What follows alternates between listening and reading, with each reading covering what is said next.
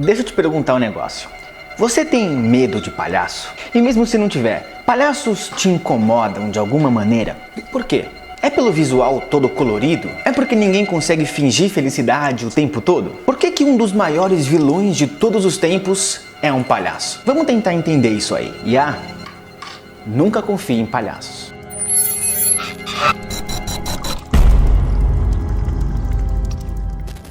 Com a estreia de It, capítulo 2, eu resolvi mergulhar um pouco mais nos mistérios que envolvem o medo pela figura do palhaço e tentar entender como isso funciona exatamente. Aliás, não há figura melhor para a gente tentar entender isso tudo do que Pennywise, o palhaço de It. Então, se você já curtiu o tema desse vídeo, arrebenta esse botão do like aqui e se inscreva no canal, né? Tá, vamos lá. O poder de nos assustar do palhaço é por conta deles transformarem o que é familiar para nós em desconhecido, e a questão do que não pode ser visto através de um rosto pintado e feliz. Se a gente pegar o It como exemplo, Stephen King magistralmente usa Pennywise como uma força metafórica para incorporar tanto o mal como a entidade, como também os nossos próprios medos internos e íntimos.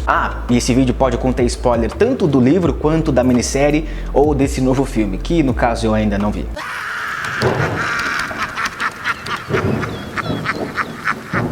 O It, a coisa, ou simplesmente Pennywise, é um palhaço que mora nas redes de esgoto da cidade de Derry, nos Estados Unidos. O Stephen King, ele baseia todo o visual do It, esse visual clássico que a gente já conhece, em visuais de palhaços que já existiram na vida real nos anos 60, como por exemplo o Bozo, o Clarabelle ou até mesmo o Ronald McDonald. Mas o It é mais aterrorizante que todos esses que eu citei, não porque ele é um palhaço maligno que invoca uma divindade do mal que assassina crianças.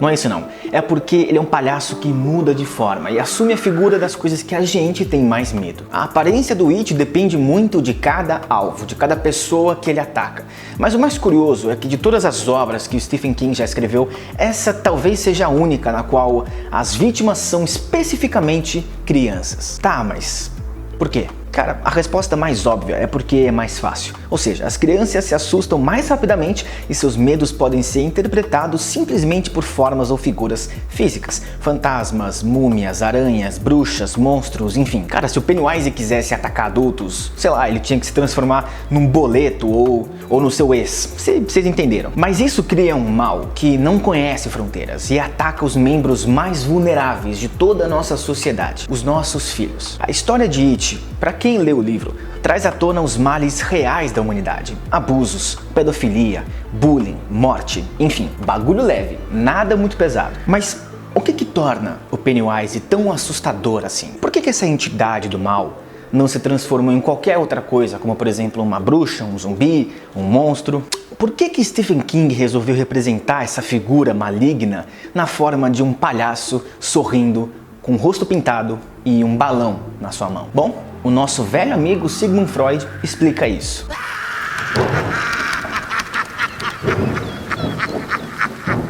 Acontece que, de acordo com a teoria do Vale da Estranheza, numa tradução mais livre, algo, seja uma pessoa, uma impressão, um fato ou uma situação que não é propriamente misterioso pra gente, mas ainda assim é estranhamente familiar, causa uma sensação de angústia, de confusão, estranhamento ou até mesmo terror.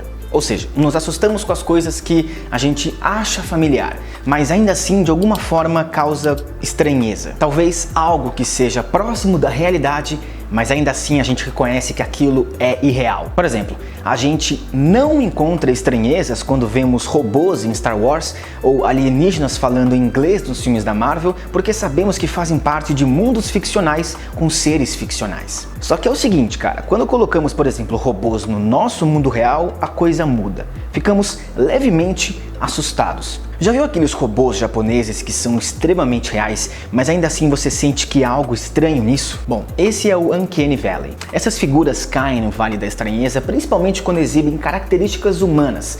Mas na realidade não é bem assim, não parece muito isso. Aliás, o próprio Rei Leão de 2019 cai nesse Vale da Estranheza quando a gente vê ali leões extremamente realistas, só que cantando e mexendo a boca de forma humana, só que sem as características e feições e expressões que definem nós, os humanos. E isso é bem esquisito. Do mesmo modo, o rosto pintado de um palhaço parece quase humano, mas suficientemente diferente para nos causar estranheza, para nos causar susto. Outra coisa que ajuda o Pennywise a ficar mais estranho é porque ele vive num cenário onde ele não deveria estar. Pensa só, palhaços deveriam fazer as crianças felizes em festas de aniversário com suas feições exageradas e roupas coloridas, e não uma força maligna que ataca crianças através dos seus medos. Segundo Freud, o uncanny, essa estranheza, essa combinação de familiar com desconhecido, nos força a confrontar os nossos desejos e impulsos reprimidos, do mesmo jeito que o Pennywise traz à tona o mal dentro das pessoas, fazendo, por exemplo, aquele adolescente, o Bowers, matar o próprio pai. Lembra que nessa cena existe praticamente uma força do mal envolvendo o Bowers. Essa força é o Pennywise, que é justamente esses desejos reprimidos que o Freud iria dizer se ele visse o filme, ou lesse o livro, ou visse a minissérie. Além disso, cara, a verdadeira face do palhaço tá sempre oculta, sempre mascarada, a gente não consegue ver o que tá por trás. Palhaços sempre estão com maquiagens muito pesadas, e isso impede que possamos ver as suas verdadeiras expressões faciais, impossibilitando de que confiemos neles. Isso faz com que o rosto pintado obscureça se o indivíduo tá realmente feliz, chateado ou pronto para te matar. E para variar, tudo começa na infância. Um artigo científico da Universidade de Sheffield, na Inglaterra, revela que crianças e adolescentes com idades entre 4 e 16 anos são quase unânimes em afirmar que a presença de figuras de palhaço em quartos de hospital é assustadora e não colabora em nada com a recuperação de pacientes. O X da questão é que não se pode saber o que está por trás de um olhar de palhaço. E coisas ambíguas, cara, em geral, dão muito mais medo do que coisas abertamente ruins. Quando você tem certeza de algo, você pode reconhecer esse algo e tentar confrontar ou aprender com ele. Já quando algo é ambíguo, cara, você nem sabe por onde começar a entender isso. Pense o seguinte, cara, pensa que tem um jacaré muito louco que tá correndo na sua direção e ele tá de alguma forma morrendo de raiva e tá maluco pra te comer. É óbvio que você vai correr na direção oposta. Isso porque o seu cérebro vai interpretar que esse jacaré muito louco é um risco à sua vida, um risco à sua sobrevivência. Um palhaço, por outro lado, pode ter uma aparência repulsiva para alguns, mas nada garante que ele vai fazer uma maldade quando te aborda na rua, ou na plateia, ou no circo. Isso porque eles são imprevisíveis. E é aí que tá boa parte da chave pra gente entender esse medo de palhaços. Aliás, é por isso que o principal vilão do Batman é o Coringa. Ele não é um criminoso qualquer como o Charada, o Duas Caras ou o Pinguim. Ele é, como diz no filme, I'm an agent of chaos.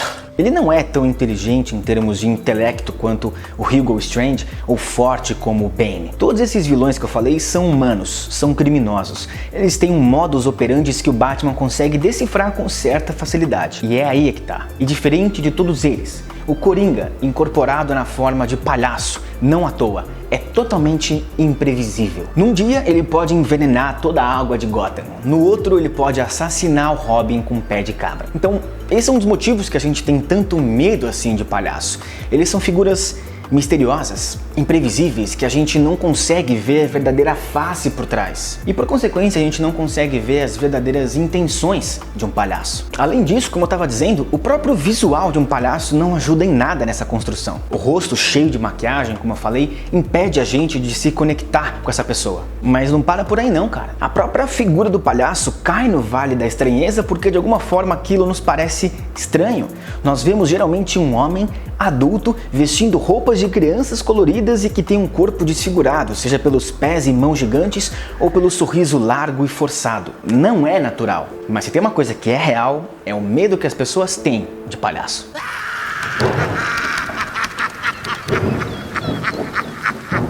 Pra você ter ideia, uma onda de palhaços...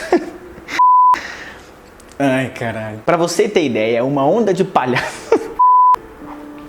Não consigo falar isso. Pra você ter ideia, uma onda de palhaços com más intenções varreu os Estados Unidos em meados de 2016. Ou pelo menos essa é a história relatada pelas pessoas vítimas da perseguição por palhaços. Foram pelo menos 5 relatos ameaçadores só no estado americano da Carolina do Sul.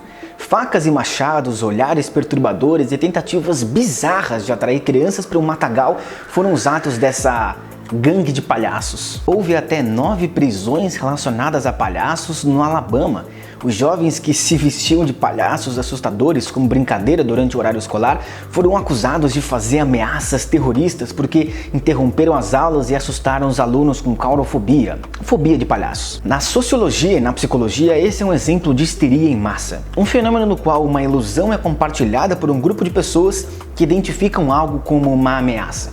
Não importa o quão ilógico seja esse medo, ele leva a um pânico generalizado. Isso acontece, cara, porque os seres humanos têm 2 tipos de medo: o medo inato e o medo aprendido. Um bom exemplo de um medo inato é o medo que, por exemplo, a gente tem de altura. Quando a gente vai para um prédio muito alto ou a gente vê situações no qual envolve muita altura, alguns de nós têm até pânico com isso. E esses medos inatos, eles são completamente normais, naturais, porque envolvem os nossos instintos de sobrevivência. Já um exemplo perfeito do medo aprendido, de que palhaços podem ter uma intenção assassina, seria de um cara chamado John Wayne Gacy, conhecido como o palhaço assassino. Nada sutil. Ele era um serial killer que se vestia como um palhaço no seu tempo livre.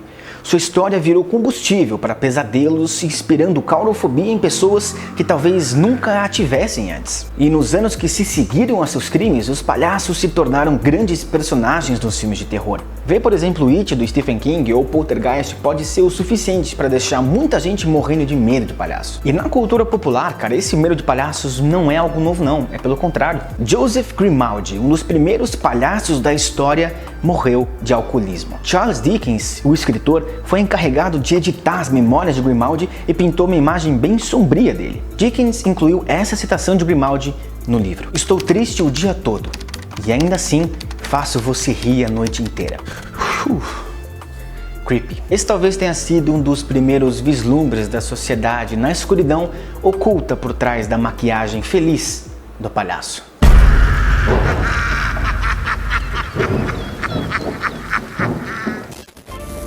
Bom, e por esse vídeo era isso, eu espero que você tenha gostado. E me fala aqui nos comentários se você tem fobia de alguma coisa, medo de alguma coisa muito forte. O meu é de aranhas. E claro, fala pra mim se você tem medo de palhaços aqui nos comentários também. Eu vou deixar o meu Instagram aqui na tela pra você me seguir. Lá a gente pode trocar altas ideias sobre qualquer coisa, cara. Eu tô sempre disposto a isso. E mais uma vez foi um prazer inenarrável ter a sua presença aqui comigo hoje. Eu sou o Vaz e até mais.